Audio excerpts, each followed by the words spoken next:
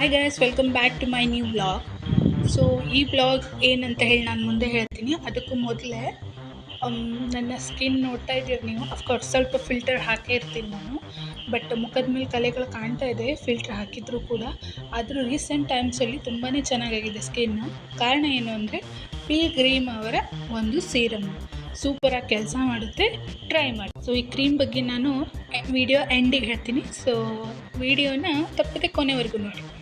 ಇವತ್ತಿನ ಸ್ಪೆಷಲ್ ಅಡುಗೆ ಹಲಸಿನ ಹಣ್ಣಿನ ಇಡ್ಲಿಗೆ ಹೇಗೆ ಮಾಡೋದು ಅಂತ ವೆರಿ ಸಿಂಪಲ್ಲಾಗಿ ಹೇಳ್ತೀನಿ, ಕೇಳ್ತಾ ಹೋಗಿ. ಮೊದಲಿಗೆ ಒಂದು ಮಿಕ್ಸಿ ಜಾರ್ಗೆ ನೆನೆಸಿಟ್ಟಿರುವ ಅಕ್ಕಿಯನ್ನು ಹಾಕಿಕೊಳ್ಳಬೇಕು. ಅಕ್ಕಿಯನ್ನು 3 ರಿಂದ 4 ಗಂಟೆಗಳ ಕಾಲ ನೆನೆಸಿಡಬೇಕು. ಸ್ವಲ್ಪ ಬೇಗ ಇದಾಗಬೇಕು ಅಂದರೆ ಬಿಸಿ ನೀರಲ್ಲಿ ನೆನೆಸಿಡಿ.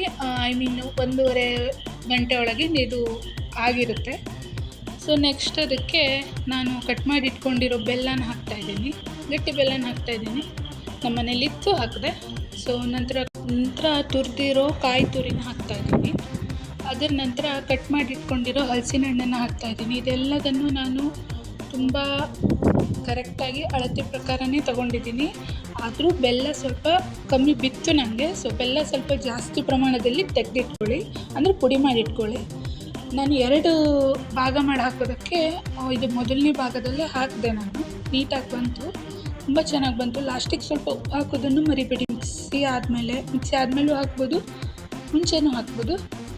ಹಾಕಾದ್ಮೇಲೆ ಹೀಗೆ ಕಾಣುತ್ತೆ. ಇದು ಬಣ್ಣ ಸ್ವಲ್ಪ ಫಿಲ್ಟರ್ ಹಾಕಿರೋದಕ್ಕೆ ಬಣ್ಣ ಸ್ವಲ್ಪ ಕಾಣದೇ ಇರ್ಬೋದು, ಬಟ್ ಸ್ಟಿಲ್ ಹೀಗೆ ಕಾಣುತ್ತೆ. ಸೊ ಇಡ್ಲಿ ಅಂದಮೇಲೆ ಪಾತ್ರೆ ಆಗೋದು ಕಾಮನ್ನು, ಅದನ್ನು ತೋರಿಸಿದೆ. ನಂತರ ನನ್ನ ಫೇವ್ರೆಟ್ ದೋಸೆ ಮಾಡ್ಕೊಂಡಿದ್ದೆ ರಾತ್ರಿ ಊಟಕ್ಕೆ. ಸೊ ಇದನ್ನು ಬೇಯಿಸ್ಲಿಕ್ಕಿಟ್ಟು ದೋಸೆ ತಿಂತೀನಿ ನಾನು. ಇದನ್ನು ಹೀಗೆ ಇಡ್ಲಿ ಪಾತ್ರೆಗೆ ಸ್ಪೆಷಲ್ಲಾಗಿ ಕೊಬ್ಬರಿ ಎಣ್ಣೆ ಹಾಕೋದನ್ನು ಮರಿಬೇಡಿ. ಕೊಬ್ಬರಿ ಎಣ್ಣೆ ಹಾಕಿ ಇಡ್ಲಿ ಪಾತ್ರೆಗೆ, ಅಂದರೆ ಸವರಬೇಕು ಇಡ್ಲಿ ಪಾತ್ರೆಗೆ.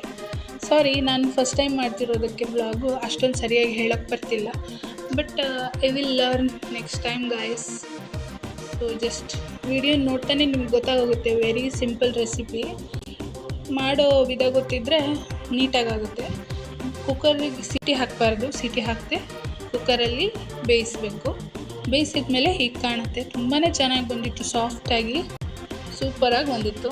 ನಾನು ಫಸ್ಟ್ ಟೈಮ್ ಟ್ರೈ ಮಾಡಿದ್ದು, ಅಡ್ಡಿಲ್ಲ, ನನಗೆ ಚೆನ್ನಾಗೇ ಬಂತು. ಫಸ್ಟ್ ಟೈಮ್ಗೋಸ್ಕರ ತುಂಬ ಚೆನ್ನಾಗಿ ಬಂತು.